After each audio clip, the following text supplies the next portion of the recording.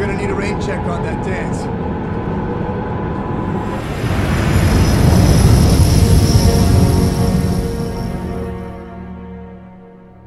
All right. A week next Saturday at the Stork Club. You got it. Hello and welcome to Romance Isn't Dead, Episode 2, Superheroes and Superheroines Need Love Too. I'm Sally. And I'm Ray. Okay, we're going to do this, aren't we? We certainly are. This is week 2. Yes. I should mention perhaps that I do have a head cold and I will try to refrain from, sneezing. But I wanted to be here for our dear listeners. And this is a really cool podcast. I really enjoy this particular topic. So here we are. How are you feeling? Not too bad. Choking on coffee, which is really glamorous. But apart from that, absolutely fine. Oh, I will say it's a cold snap in the UK right now. So I'm sitting here huddled up over a radiator. Yes. It is February 2nd, for the record. So anyone listening to this, 2019, February 2nd, 2019. So it's been kind of crazy weather, that whole polar vortex thing going on. Fortunately, I'm in South Carolina, so we haven't really had to have a whole lot of that. But we have friends that are in the far north, and those temperatures just seem, well... horrible? Wretched, yes. There are a lot of pictures of things freezing inside. So, I think... it would be really bad to be outside. And then I see the picture of, the hinges freezing on the inside of someone's door. And I'm like, that seems worse than just cold outside. Yeah. We did have snow this week, though. Oh, my gosh. Yeah, I know. It's very rare to have snow right on the coast, as I am. But we had snow. It stayed for a grand total of about 26 hours. And now we just have... blue skies and cold breezes. So I'm feeling quite lucky. Yeah, I would imagine so. We got pretty chilly, but we didn't have any precipitation, so yay. No crazy infrastructure stuff going on with us. That's good. I think the entire state has 4 snow trucks, so that gives you an idea of how often we actually have to deal with snow. I think that's the number we have as well. Yeah. And we do have to deal with snow. Yeah. Okay. Well, all right. So we're reading Ransom. Are we getting through it okay? I've actually finished it. I finished it day 2. I picked up the book and told myself I'm going to ration myself on it. I'm just going to read it slowly. And by day 2, I'd got to 400 pages, read the rest of it that night and started on... in weird order, the prequel, The Secret. Which came out first, right? The Secret came out it first. Did. It came out in 92. I didn't realise I'd had my copy of Ransom since 99, so it's a grand total of 20 years old this year. Oh, my. And it's falling apart, but it serves me well, and I loved it, so I'm hoping that everybody else who's reading along with us is either well on the way to finishing it and falling in love with the characters or falling in love with them again. How about you? I finished it up. I think yesterday. So it took me several days, but I went ahead and read The Secret first. So I started that one first, and then I popped into Ransom after I finished The Secret. And I also dove in a little bit to another one of hers that I really enjoy, maybe my favorite, Julie Garwood. And so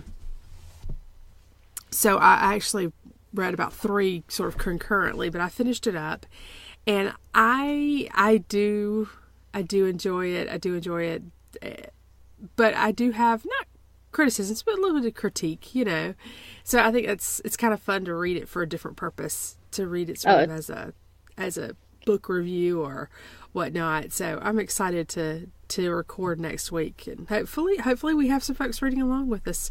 And if you want to get in touch with us and give us some suggestions on books, we do have a Twitter, ISN Romance on Twitter. So please communicate with us. And we also have a poll up right now, but it will probably not be up for long. Because It's up until tomorrow. okay, so it will be up until the 4th of February. And we're asking about your favorite MCU romance couple.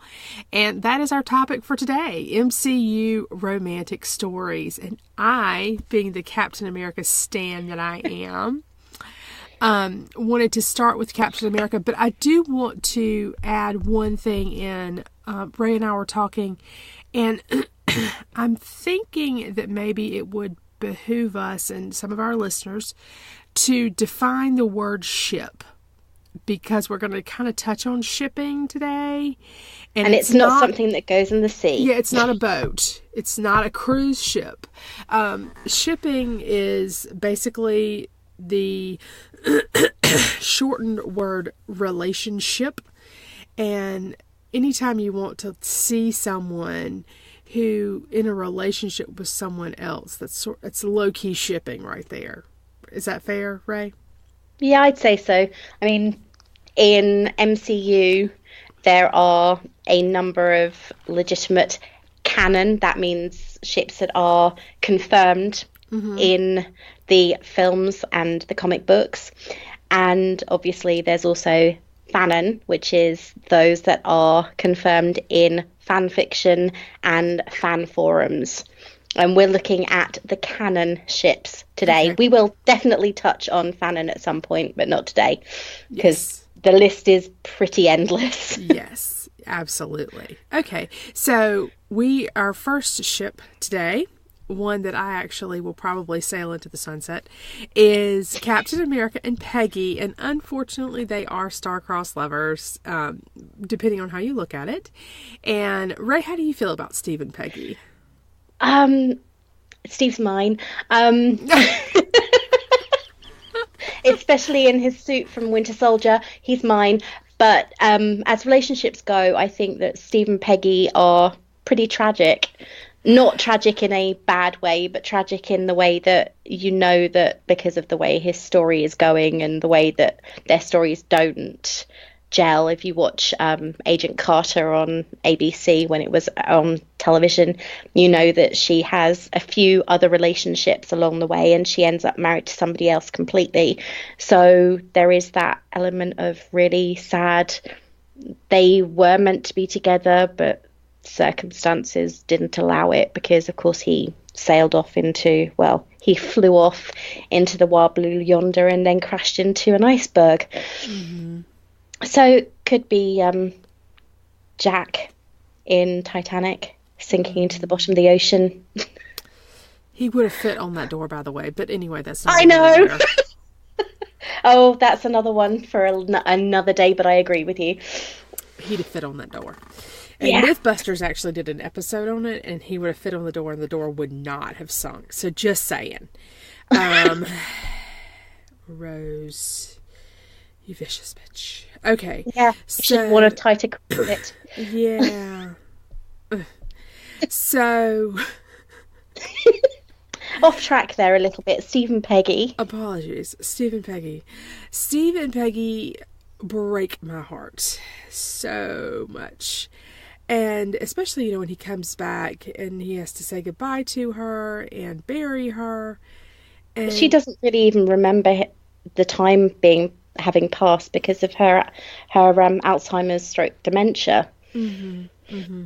And so it's tragic, and it makes me just every time I think about it. But that is very much a romantic story within the MCU, and I think our main point here today really is to sort of point out how romance is a through thread in something that a lot of folks are like, oh, it's just a superhero movie. Well, superhero movies do have other universally recognizable tropes, especially to women or to anyone who is interested in romance and who's been exposed to romance. They see it, they get it, even though it's subtle enough that some folks can just pretend it's not there, and it just soothes the savage beast need for explosions or something, I guess. I don't know. Car chases. Yeah, car chases, big guns, so on and so forth. And there's nothing wrong with that, but there's also something in there for romance lovers who are there maybe for the car chases as well, but yeah. So, all right. So Steve and Peggy, we started with them because chronologically speaking, this is a 1940s era pairing, so we started with that. And so let's move on to Thor. Thor and Jane? Yeah, we can do, though chronologically it would next be Iron Man. Sorry. That's fine, doesn't matter. They're both kind of at the same time. Yeah. Thor and Jane, they are... I think if you watch the films, you'll watch it. A lot of people were, was that really necessary? And I know that quite a few people I spoke to, especially my younger nephews, were quite relieved when Jane wasn't in the third one.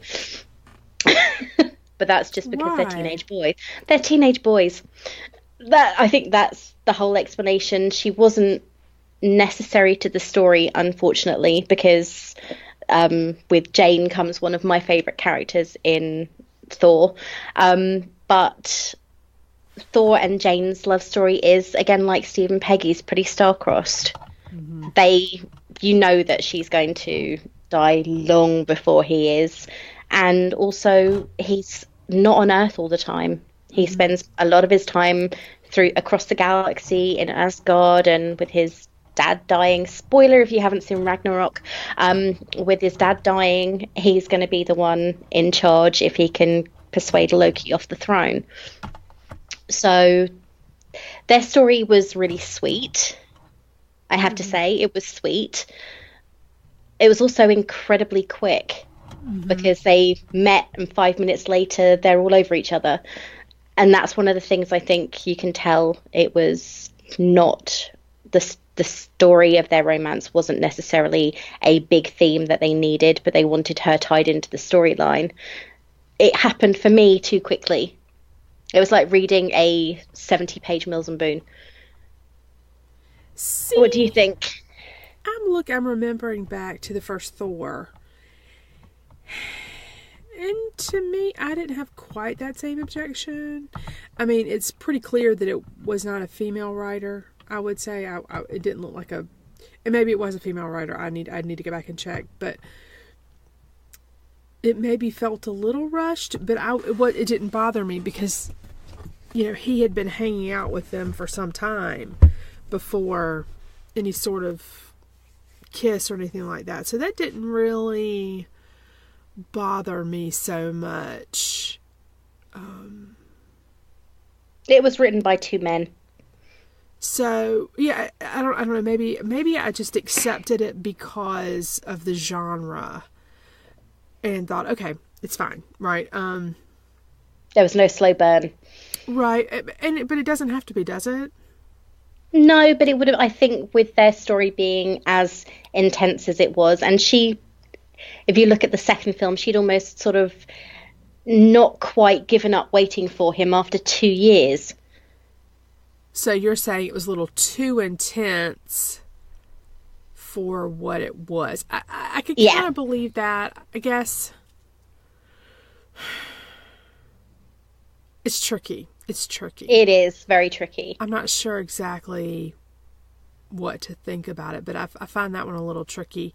And in the end, I find it very sad again because star-crossed. And for me, it's another demonstration that if you're truly star-crossed, you can actually never be together. Not truly. So that makes me a little sad. But, And then, do we have anything else we want to say about those two? No, I think it was quite sad. It would be very, very nice to find out what happened or what happens with Jane post-snap. Mm-hmm. Does she survive? Did she survive? We know if anybody is out there reading spoilers. So here's another spoiler alert. We know that Selvig and Darcy both survived the snap because they're doing research into how to prevent it. If you read the pre-Avengers Endgame comic book, not that I have or anything, I plead innocence. Sorry, I'm still choking on my coffee. Yes, coffee. But so we know that they survived, but did Jane? And if she did, is Thor still thinking about her? Now it's been, what, 5 years since she was involved in the films? I don't know. I can't remember. I'll have to look it up. I don't know. I don't know. Like you said, it is a tricky one. Okay, so then there was one other romance that we wanted to touch on in Thor, and this one is so quick you might miss it. Darcy and Ian the intern. I like to think Fallon on this one, because I always look at Ian and think, ooh, you're a little bit slimy, greasy, you're Hydra. But I think that I think that's the fan fiction reader in me coming out. However, there's literally was a flash in the pan, blink and you'll miss it in Thor the Dark World, when they're doing everything to prevent something happening during the convergence, and he saves her life, and she's the one that takes charge and is the one that does the swooping down and carries him over and kisses him. But the minute she's seen, it's all dropped and nothing else is mentioned. And I do wonder if they'd been brought back for another film, if we'd have heard anything about it. You know, my thought process is no. To me, that just felt like a fun thing to do in the cinema in that moment, like the cinematic post 1940s kiss. Yeah, it's a fun moment, and it's just not one that necessarily needs repeating, and not every on-screen kiss has to be epic and wonderful, you know. So perhaps that's, and not every on-screen kiss has to lead somewhere. So I again, it was nice to see her maybe take the lead on that instead of him, but he did save her life, which was awful nice of him. So I just am not. It's like, nah, whatevs, you know. Yeah, so, as I said, flash in the pan. Exactly. Okay, so then we have I am Iron Man. Da-da-da. Sorry. She's actually doing the actions. I can see her on camera. So this is a boss and assistant trope, but the assistant actually runs the show, right?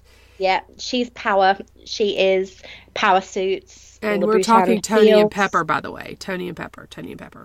And she's the one in the heels. Exactly. But you know what? With that boss and assistant trope, unless you're talking about old school, you know, Mills and Boone or Harlan. Yeah. Generally, the assistant is running the show, right? Oh, yeah. I think that Pepper is completely in charge. She's the one in the first film. You see her really coming out of her shell. She knows what she's doing, and then Tony obviously gives her the run of the company, because in Iron Man 2 he's aware that he's dying, and she really does just run with it. She takes charge. She's even in charge of their relationship. I mean, when you look at the whole dynamic between them in Avengers, when Coulson shows up with the Avengers brochure, books and everything else, and says, oh, we need you, and they're talking about how she only owns 12% of the building. I was having 12% of a moment. Yeah, exactly. She's incredibly in charge, and she knows which buttons to press at the right time. So she's not going to accept the kind of rubbish that other women have accepted from him just because of who he is. And I occasionally take out the trash. And he needs that from her, I think. I like the dynamic that those two have as a couple. Yeah, even though, and you know what, it even goes down to her wearing the heels and being taller than him. Oh, yeah. So that's kind of funny, because very often you get the, you know, tall man and the shorter woman he's big and he can protect her, but no, she's taller than him, which is kind of a fun thing to look at sometimes. And she does even save his life. In Iron Man 3, she saves his life. And she's all about those suits. She's all about the power. But she's not so power hungry that it destroys the relationship that they have. And he's confident enough in himself that he doesn't mind. And he probably needs a stronger woman Right. Of course. So he gets on the. Well, we're going to have spoilers for Infinity War. So he gets on the ship after they've been talking about her engagement ring and they had dinner plans, and he calls her and is like, I'm going to have to push dinner, and then of course in the trailer for Endgame, he's recording presumably a last message for her. I don't think that is a last message, but presumably that's what it's presented as, right? Is that wishful thinking? No, I really don't think it is. But, I mean, that's just pure speculation on my part. But my point, though, is even in his last, what should be, or what appear to be his last moments, who is he thinking of? He's thinking about Pepper Potts. Yeah, right. But he was doing that in Avengers. Right. When he was flying the nuclear missile through the portal. Right. He was calling her. Right. He was desperate to speak to her. Uh-huh. Yeah, even though it's, should I call Miss Potts? Well, might as well. Yeah. and then and she doesn't get the phone call, which is terribly tragic. And then with this one where he's recording again what could be his final moments. I don't think they are, but what could be his final moments, he's recording and he wants to talk to her. And I just think that that's terribly sweet, and I think it speaks to their relationship and how much he loves her. But at that point, does he even know if she's survived? It doesn't matter. But do we know if she's survived? No, I don't think we do know. Or I don't know. I haven't been. No. I haven't looked. So I would. Again, but I think that doesn't really matter, though. I think he in his head, she had to have survived.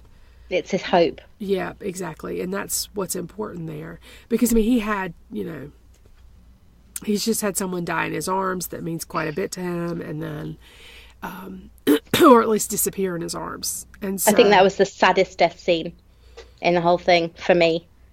Yeah. And I hate that movie. Oh my gosh. I am. Oh dear, we've started it now. I am a happily ever after girl. This movie was not my jam. And I have a feeling that Endgame is not going to be my jam either, because I have a feeling they're going to do away with my favorite character, and I'm not going to be able to handle, I'm not going to be okay. Period. I'm not going to be okay. I'm eagerly waiting for the day my local cinema releases the midnight showing tickets, and I will be the first one to buy my ticket and my seat. And I've actually booked a week off work. A week? I have booked a week off work because it's being released in the UK on the 26th of April. And what day of the week is that? A Thursday. Well, so that's it's when going it's to be released here. No, it's released for you on the 27th. But it'll come out on Thursday. Like, I'll go see it Thursday at 6 o'clock or 6 or 7 in the evening. And I'll be seeing it on Wednesday Wednesday through Thursday at midnight 01. I can't wait. And I'm so happy that I got my holiday approved. You just... Yeah, Okay. I'm having my geek squee of pleasure right there, because Nice. I go and see all of them when they show at midnight. Even if I've been at work all day, I will still go. Hey, no judgment. I mean, at the end of this year with Episode 9, Star Wars Episode 9, the first showing I can get into will be the first showing I will be at. And that's a future talk coming up. Yes, we are going to talk Star Wars, not love stories in Star Wars, because Star Wars is tragic romance all over the place. Okay, so I think we've already kind of said what we like about this one. We have. Is there something we don't like about it, or are we good? I mean, there's something I really Dislike? I wish he made her more of a priority, but I don't know. I wonder if he's going by example on that one, though. Right. And I kind of Because feel he's like... never been a priority. But the other thing is he is a I think he's trying to prioritize her, especially in the last one, in Infinity War. He's trying to prioritize her, and he has but then it's like save the world. And you know, if he hadn't done what he did, well, nothing would have changed. That is sadly true, but she did encourage him to go and do it, even though she'd been the first person to say, look, this has got to stop, it's gone too far. She was like, you better not be on that ship, Tony. But when Strange comes to collect him, they're arranging their dinner, and she says, you better go with him. Okay. So it is a joint decision. Yeah. Okay. But I do think he's learnt by example. His parents' relationship was, I mean, his father was a lot older when Tony was born, because if you go by the movie timeline, he was born in 1970, and his dad was around and an adult in the 1940s. So his father was a lot older. Right. And obviously his mum would have had to be much younger than that to have a child in 1970. Okay. That's fair, I think. Okay, so, all right. What else from Iron Man? I don't think there's anything. I have to say that Iron Man, the original film, is still, though I love Steve Rogers, is still my favourite MCU of all time. Yeah, it really is. Not mine, but okay, cool. Everyone's different. Exactly. No, I'm not judging. I get it. Ship and let ship and enjoy the movies you enjoy. Okay, so are we going to move on to Ant-Man then? Yep, I think we can. So I rewatched Ant-Man and the Wasp yesterday in anticipation of seeing or doing this podcast this morning. And Scott and Hope. What thoughts do you have on Scott and Hope? Jealousy. There's a massive, as with Tony and Pepper, there is that balance of power, but they seem to share it equally. With Scott and Hope, there is a clear differentiation between the powers that they have. They're both incredibly intelligent, but Hope's in charge 100%.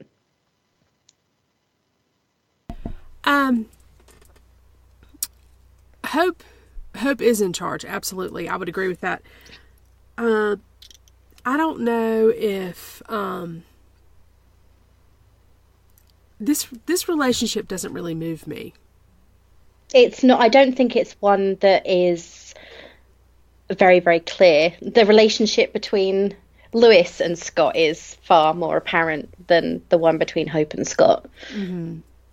And of course, Scott's absolute adoration of Captain America. Right. Well, I mean, who can blame him? But Miss Captain America. Mm-hmm. I would. It just isn't. It is not a romance that fires my imagination. Period. I mean, it's there clearly, but it is just not one that makes me go, "Oh, let's pay close attention." Ooh, I'm going to root for them. I don't. It doesn't move me. It was almost like it was very unimportant. It is truly a secondary kind of thing, right? Yeah, his relationships with other characters, like his daughter, his ex-wife, even his ex-wife's fiance, and his friends were far more important than his relationship with Hope, which almost disappeared in Ant-Man and the Wasp. And it was very, very much like Darcy and Ian's flash in the pan, adrenaline kiss. That's all you saw of it in the first one. Right. Makes me a little sad. I want him to have this happily ever after, but at the same time, I'm like, well, honestly, his happily ever after might be with his daughter. that might be the most important relationship in his life, and that's totally fine. In a lot of ways, I think your relationship with your kids should be the most important relationship in your life. But I would like for him to have a romantic relationship. I just don't necessarily see it happening. Yeah, I think you're right. So, and it's one of those things you think, well, it would be really nice if he met the one, but maybe he's not meant to. Oh, how sad. I know, but it happens. Yeah, but I like my romance to be like grand and happily ever after. Maybe his happily ever after is with Cassie. I get that, but I still want him to have like a girlfriend. Okay, anyway, let's move along. Black Panther. And, Okoye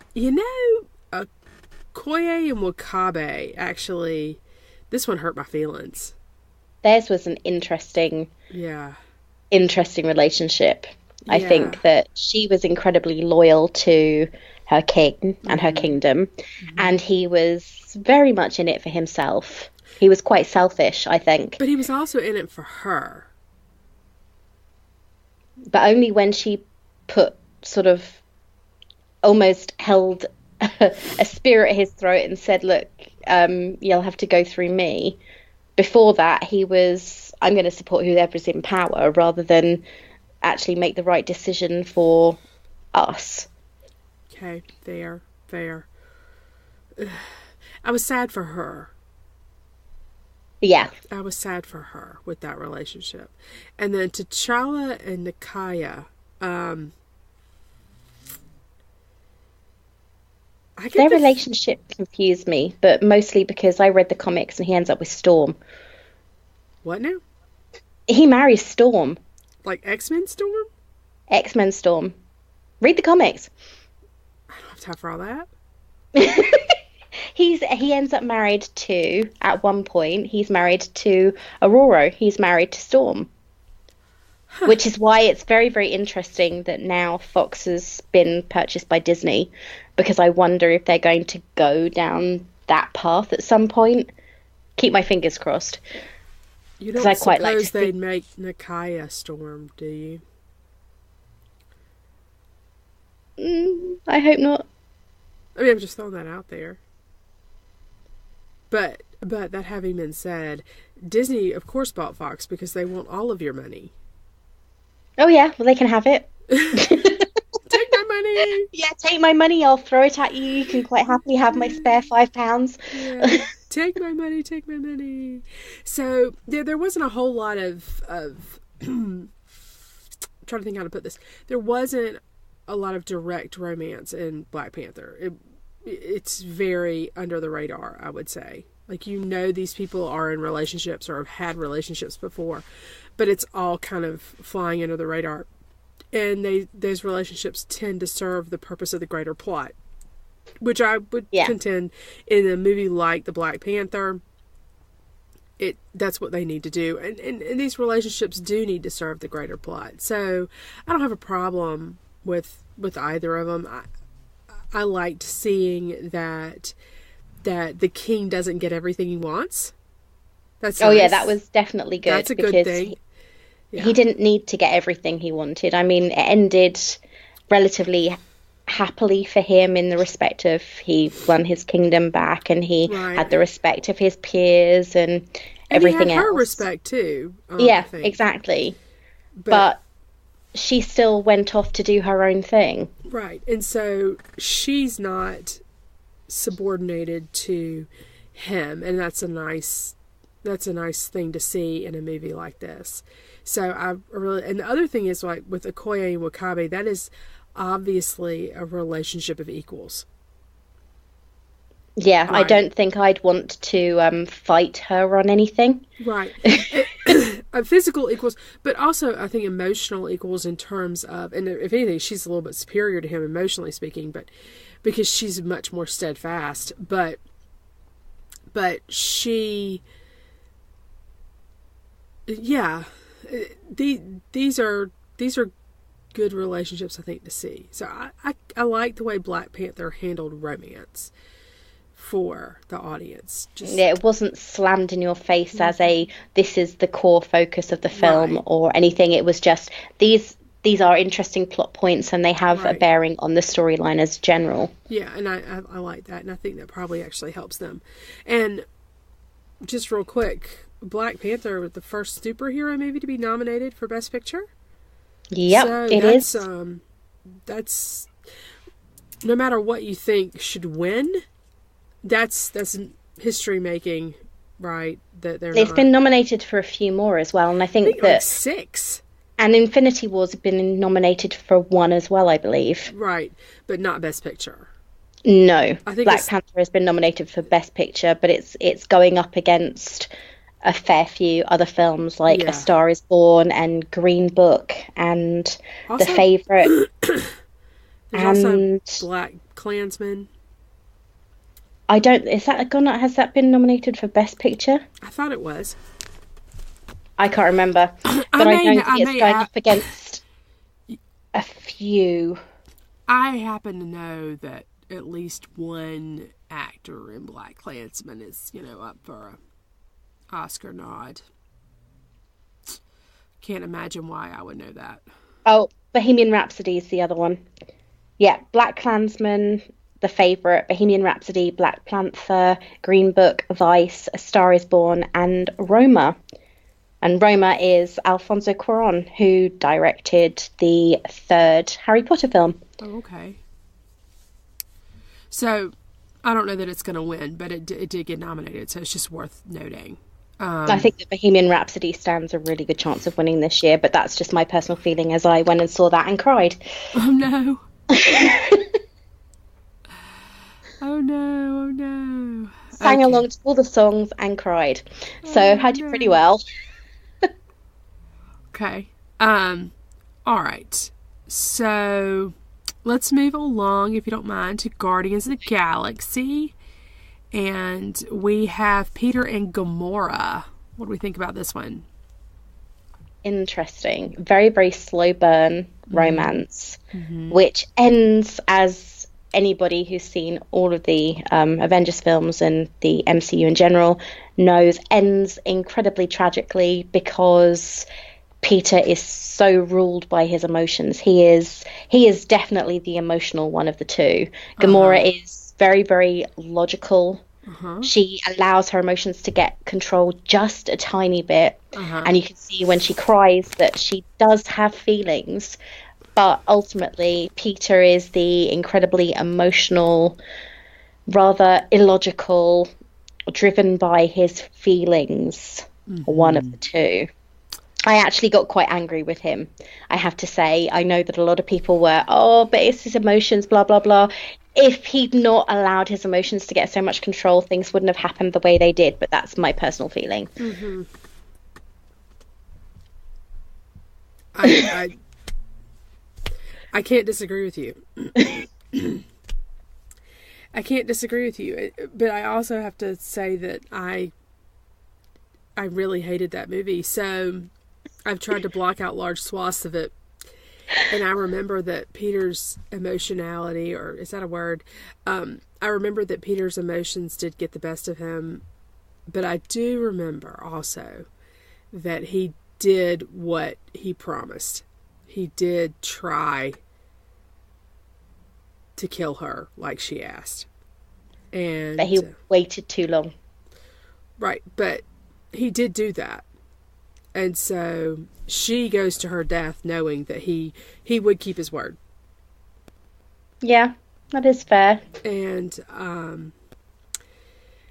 I guess this, at least in theory, is another one of our star-crossed. But the truth of the matter is, with both Peter and Gamora gone, I mean, I don't imagine that Peter wanted to live without her. I don't. Which takes us to another of the couples that we're going to be talking about at some point soon. Yep. So, I just, I just, yeah. It's another one with a really strong female in the pairing, and I enjoy that. I really do. And I don't aspire to be Gamora, but No, I think Peter was the comic relief. Very true. But Gamora, though, is not even so deep down. She is a good person, and I appreciate that. So maybe She not has good, but she does have a core core sense of right and wrong. How's that? She has a core sense of right and wrong, and she does typically follow that. And even it gets tricky, but yeah. Okay, so romance-wise, though, as a couple, I actually like them. I really do. So they just make me smile. This is crazy or not, but they make me not smile. at all. So, it's just my thought there. And you know what? If a couple makes me smile, I'm okay with them. I also like a couple that makes me cry though, because it means that I'm feeling something. Okay. I freely admit I will read a book or watch a film or listen to music and cry. I'm perfectly confident in my emotional levels, that I am massively over emotional. I can be, that's for darn sure. But I just, in my romance, I like happily ever afters, and this one is obviously not falling under that category. None of these are. Have you noticed? None of these are. I know. I'm not loving None it, of these. anyway. Well, Anyway. we don't know. Some of them might end up happily ever after. I mean, Tony and Pepper might get together and go off into the wild blue yonder together and ignore the Avengers and just move on with their lives with a massive engagement ring and a huge, great big wedding ring. You never know. Maybe. He might hang up his suit. Maybe. All right, well, let's move on then to Doctor Strange. This one is kind of you don't see it at all in the later film, right? You don't see it at all in... No. He alienates her. He pushes her away. And I have to be honest, out of all the films in the MCU, this is 100% my least favourite. I don't know why. Actually, I do. I just didn't like the film at all. I think it's the only one of the MCU films that I went and saw 3 weeks after release because I had so little interest in it that I was essentially, oh yes, of course I'll take you to see it with my nephew, because I really had no interest at all. I can't speak to it because I don't remember it very well. So that in and of itself should tell you something about the depth of what interest. Yeah. Oh my gosh. Okay, so then let's go to Infinity Wars, Vision and Wanda. This was sad. But it was also so really odd because he really is a robot. Mm-hmm. Yes. Okay, so he's got an Infinity Stone, which gives him abilities and things, but he is, to all intent and purpose, a robot. So the relationship seems really odd to me. It's tragic, but then in my brain, she's very young, so it's almost like puppy love. But it's become so intense because of the situation that they're in. Mm-hmm. And the ending for them was so sad. She's another one, like Peter and Gamora, where they didn't want to live without each other. She couldn't stand the idea of being without him. Mm-hmm. And obviously, if you've seen Infinity War, you'll know that she isn't. Mm-hmm. Mm-hmm. Well, I'm gonna... Okay, he is an android, right? He is a robot. But then you start digging in the question of sentience and all that jazz, which is really kind of a tricky thing that I had to do an entire podcast, a different podcast, on Battlestar Galactica, and one of the big questions in that whole podcast was, where do you cross the line from robot to, like, where does AI cross the line from AI to just I, right? And And so I think with this one, we have to view it through that same lens, and I just don't want to dig into that here. Oh God, it would be so complicated.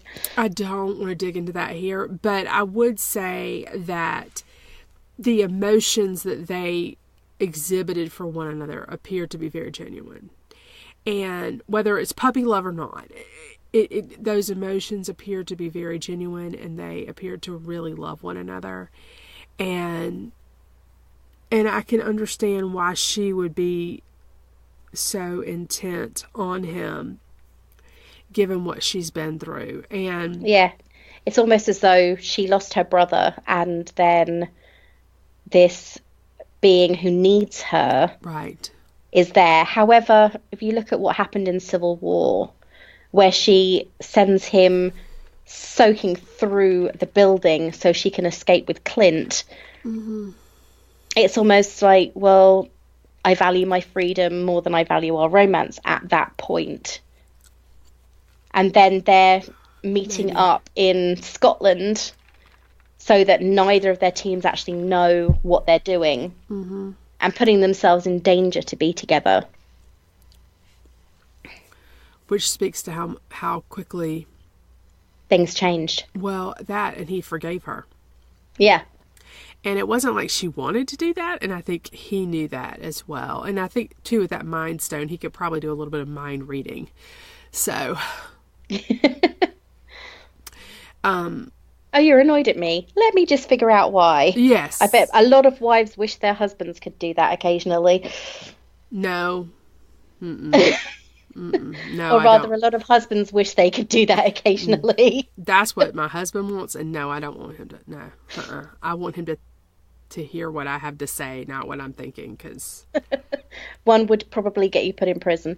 No, but divorced.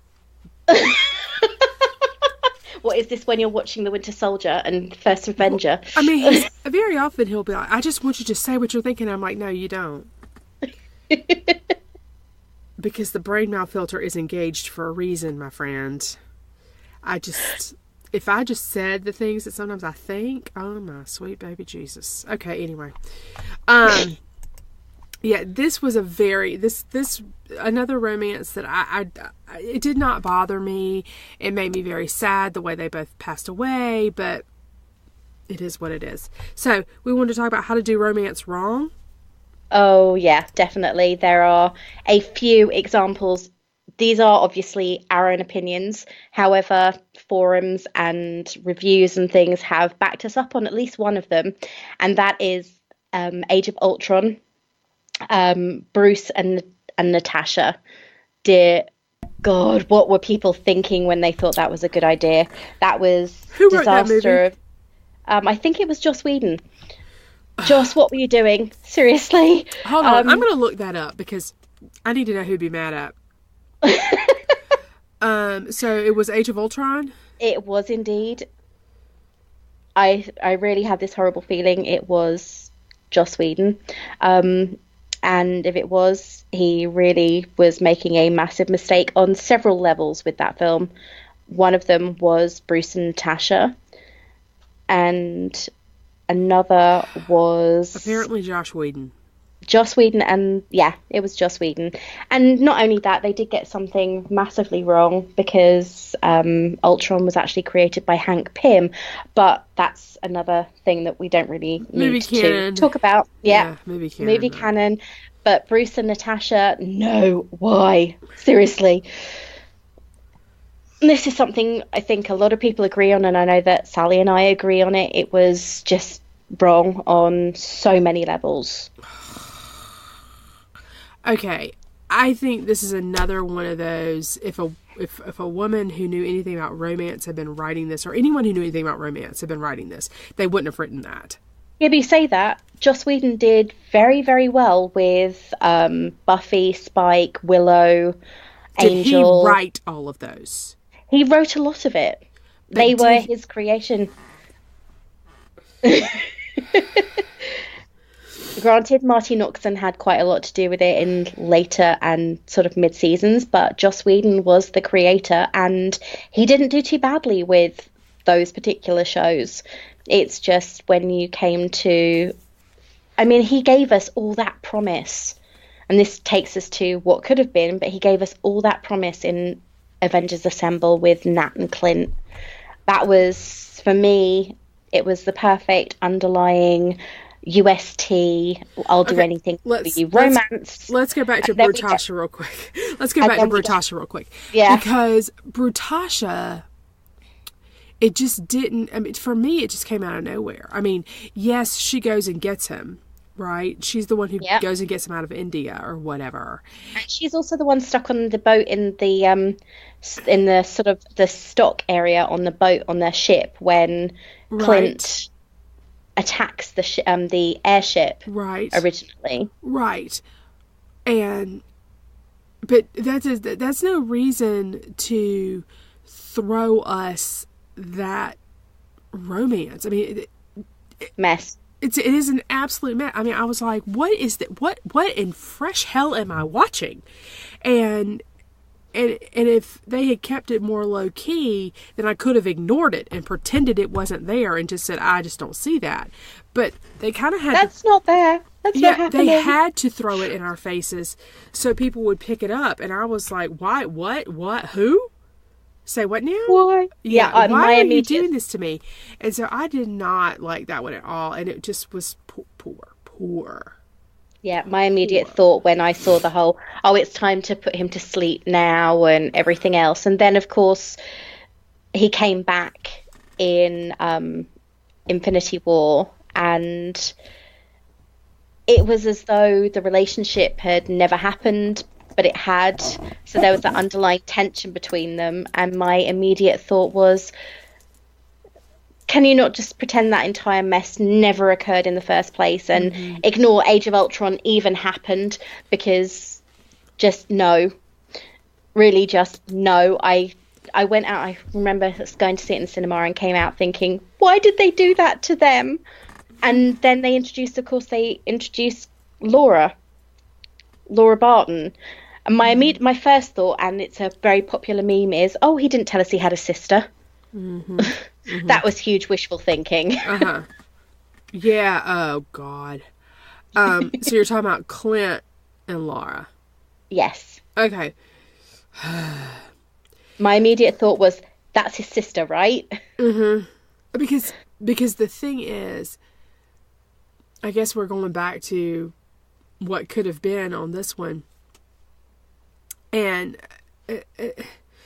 I think I reacted so poorly to Brutasha because Clint and Nat didn't have to say a single word to each other that was romantic in Avengers Assemble, but it was just so clear that they were in a relationship, right? And if someone had said to me after that movie, they're married, I'd have actually believed it. It wouldn't have even crossed my mind that wasn't true. And for me, when she said something about her best friend, I was like, okay, that felt shoehorned in there, because like you're having to tell the audience that this is a platonic relationship. That means you're doing it wrong. You are missing something, because that relationship between Nat and Clint was so good that if you have to tell me that they're just best friends, I don't believe you. I don't believe you, because that's not. Nope. It's like you don't have to be told that Bruce and Tony are really good friends by the time we get to Age of Ultron, because the bromance that they have between them, the same with Bucky and Steve, is so palpable. Right. You can tell that they've got really good friendship chemistry. They joke around and they laugh. Whereas Nat and Clint, when she punched him and she was nursing him back to health after the whole invasion, and they took him captive and managed to reprogram him, there was something cognitive there. Recalibration. Yeah, yes, the cognitive recalibration. There are a few people I'd like to do that to, and one of them was Joss Whedon after Age of Ultron.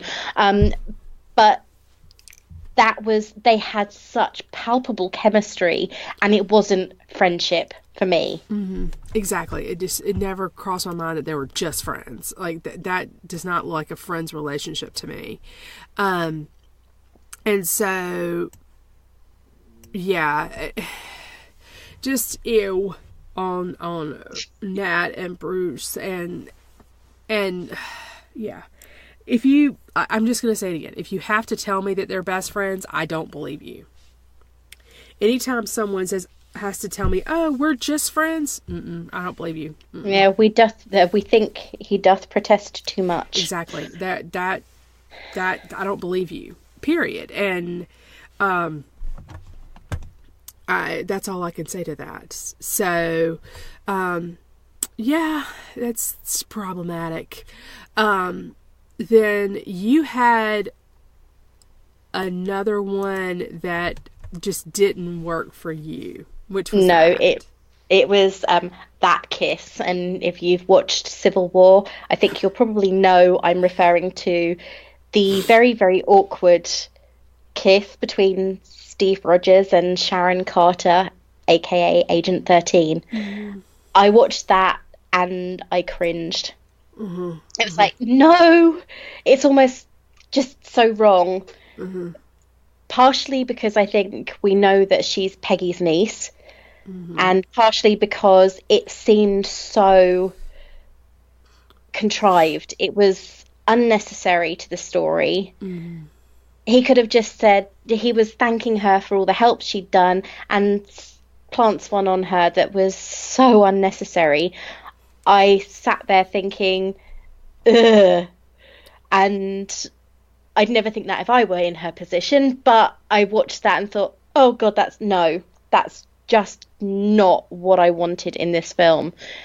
And it was not needed.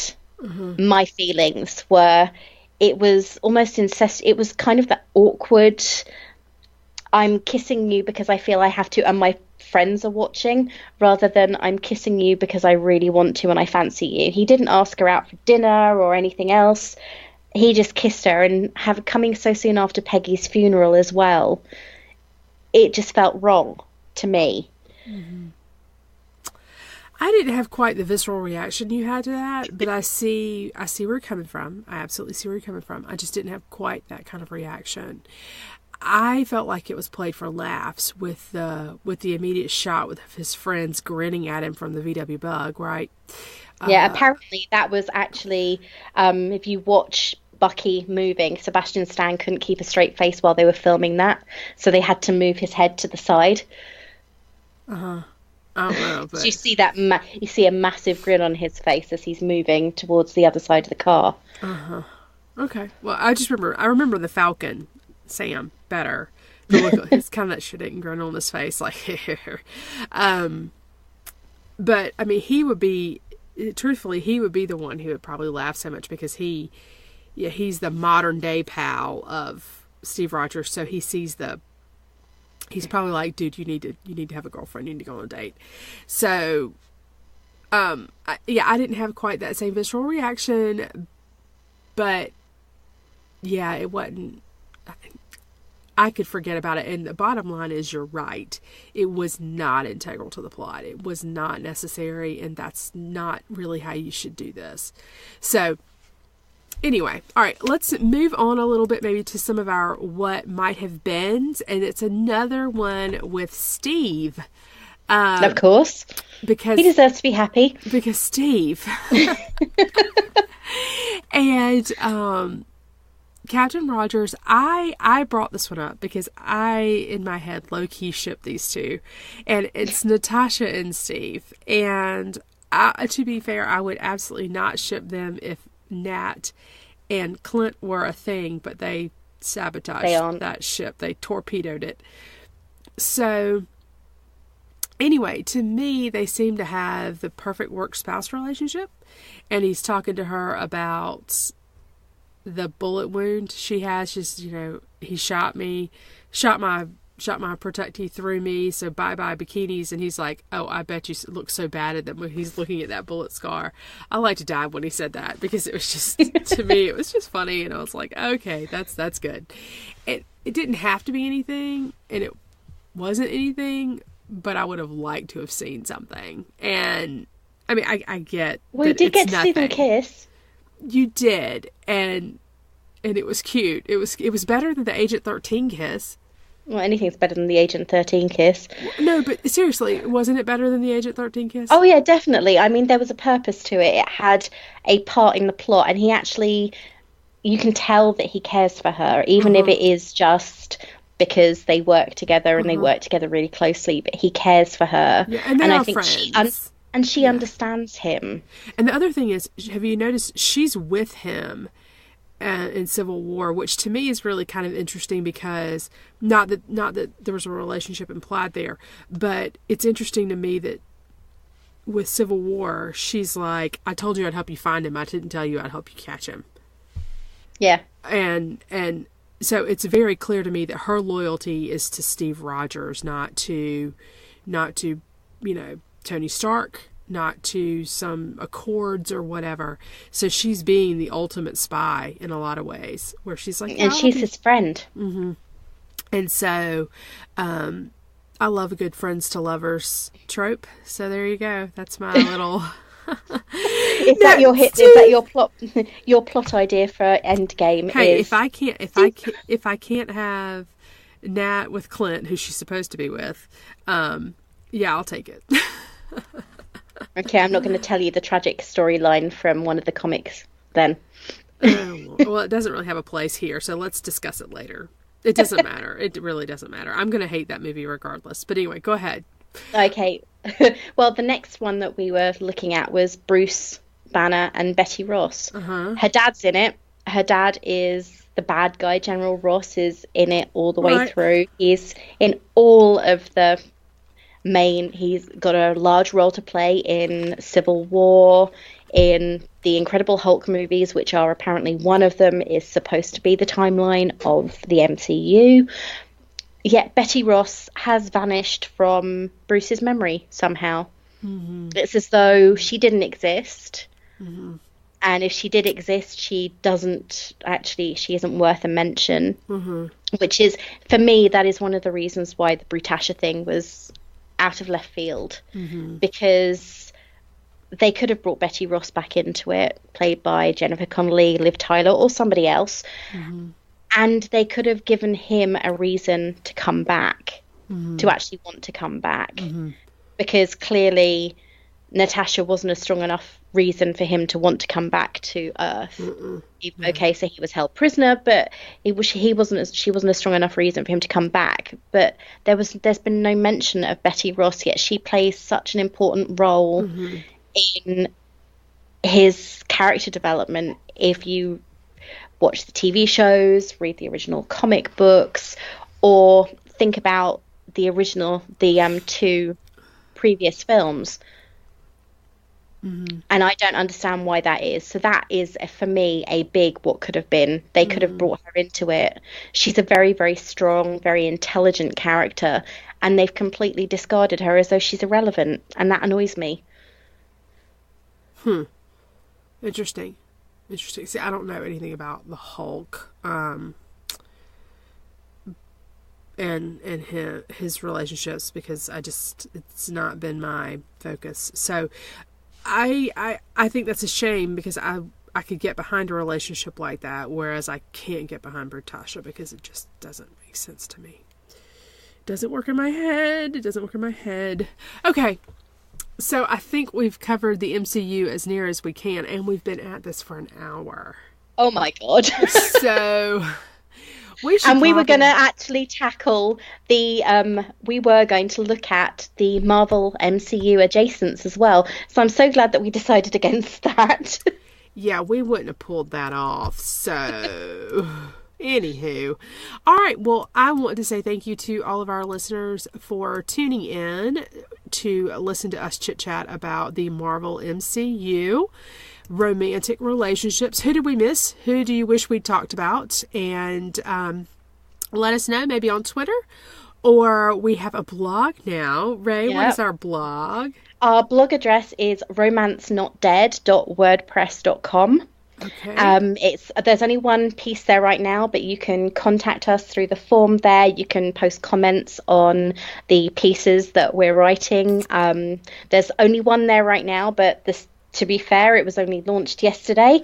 Also, a link to our Twitter is on there, so if you want to do that, or you can comment down below beneath the podcast itself, because we love to hear from people. And if you've got any feedback, comments, suggestions, anything like that, just make sure the language is nice and clean, but you can make them, and we'll look forward to hearing from you.